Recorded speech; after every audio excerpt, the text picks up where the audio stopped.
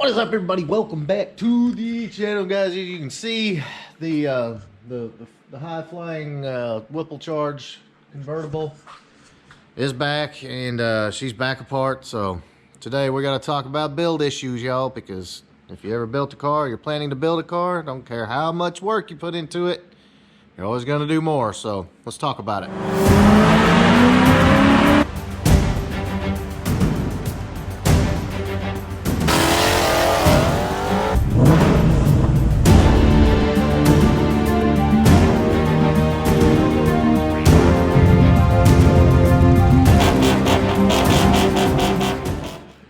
So let's kind of start up front. One of the first issues we had when we took the car up to Daryl to have it tuned, he made some notes whenever we picked it up that the air intake temperatures were getting kind of high. Well, as you know, this car is air-to-water intercoolered. It's, you know, it came with the Whipple supercharger kit, and you know, so we did a little checking on it, and the pump is right there.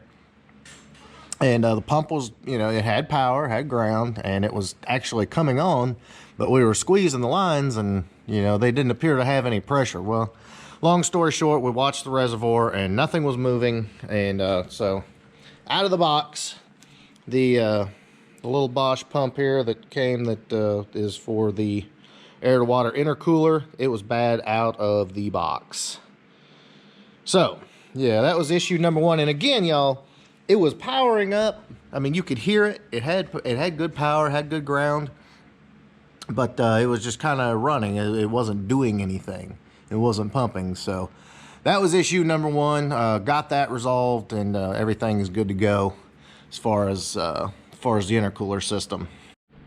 All right, guys. So the next issue we were kind of battling was with the brake system, and clearly the entire brake system is brand new. This car came to us with the stock discs up front and the drums out back, so all of it was done. And then, you know, we've got the Cobra brakes, got the Bear remaster master cylinder, you know, 13-inch drilled and slotted rotors, all that. Well, we've had a continuous issue. The first one was we were getting leaks back here with these lines and could not get them to seal up, kept taking on air. That was kind of an issue. Had to do a little bit of grinding right around here. The powder coat ended up causing quite a bit of issues, but overall we got the leak taken care of, and then you know, rebled the brakes and still had an issue. And it still, we just could not get the pedal you want. It was still a little squishy, and you know, when you're doing 140 plus miles an hour, the last thing you want to do is be nervous about your brake pedal being there. So after some digging and looking, Dover kind of went back through, because we've never installed one of these. These things are absolutely freaking badass, and this is the exact same unit that's in the car. Did a little reading and research and all that. Well, and where did I put the part? It's over around here somewhere. There it is. There's a small, you were reading, it says if the rod isn't long enough, then you install this adapter. And that gives you full travel of the rod inside the master cylinder. Well, that was the issue. It wasn't pressed. The rod was not pressing down hard enough inside the master cylinder to give us what we needed. And so that issue was taken care of. So got good bleeding now, good solid pedal. Definitely a plus. All right, guys. One more issue with these brakes is we would get back and this would be just scalding hot, and we found out that when you applied the parking brake, the spring was not tight enough or strong enough once you release the parking brake to, you know, to actually release it. And so that was another issue. Gonna have to put a better spring on it. We're still not 100% sure what these calipers came off of, but they're, you know, they're adaptable to put 13-inch rotors on the rear.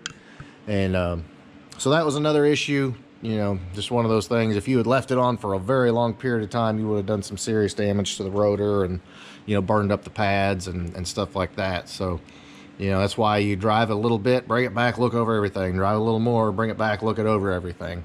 And slowly but surely, you'll start getting all these little bugs worked out. So I know you guys have probably already noticed we got the rear end back apart.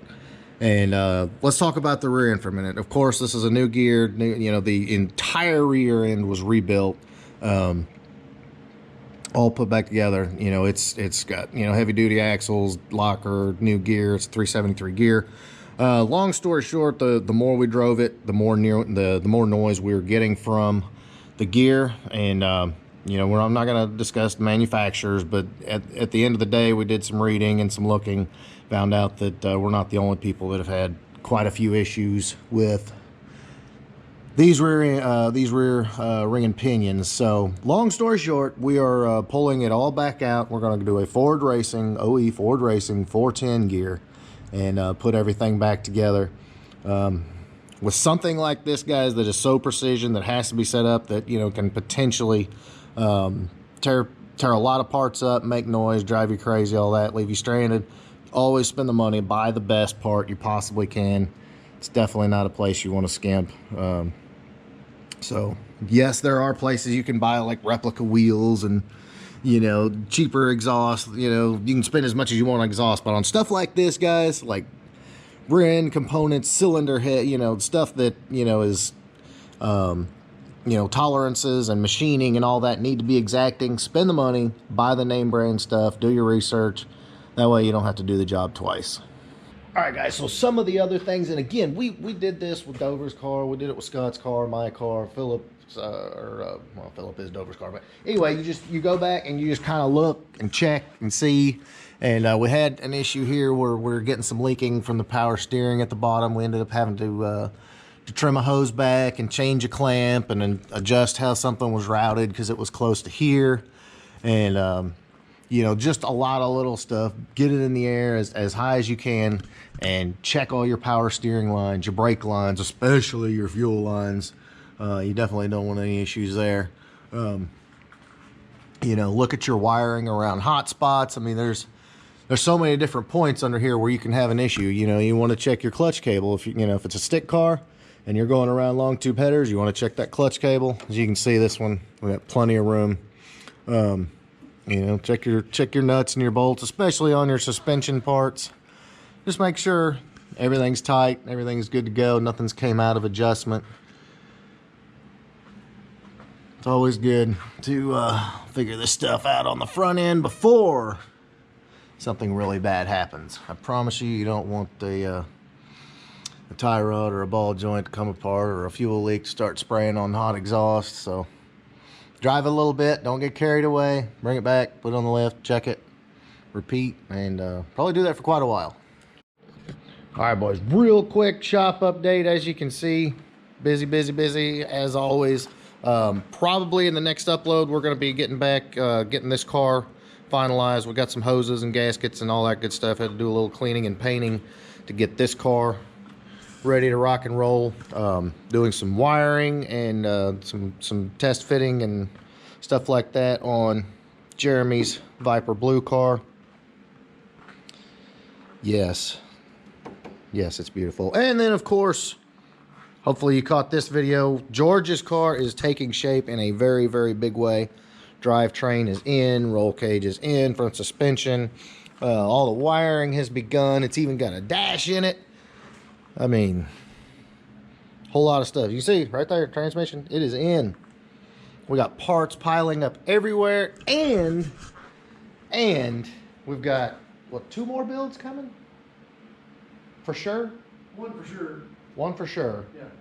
Stay tuned for that. There are more builds coming, guys. As you can see, these are kind of getting close, so there will be more coming, and there's like an endless stream of cars that want to get in here, so there will never be an end to the content, I promise you guys. All right, guys, so there you go. I hope that kind of gets you up to speed on what's going on. Again, I don't care if you're doing a build like this, which, is, I wouldn't say basic, there's a lot there, but it's a lot simpler than something like this.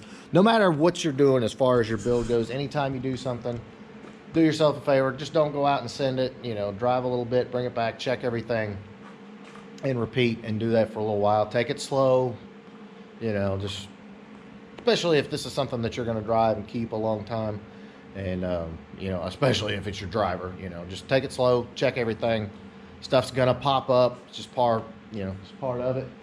But I think once these issues that we talked about today are solved, which aren't huge, this car's gonna be ready to go. And again, like I said, got another build coming in. Got lots of parts right there. But that's for another video. So in the meantime, if you like badass 800 horsepower Fox bodies, heads, cam, intake, 800 horsepower, yeah. If you like a lot of badass stuff, please give me a big thumbs up. Make sure you smash that subscribe button. And I'll be back on Christmas. So if I don't see you then, Merry Christmas, guys. Later.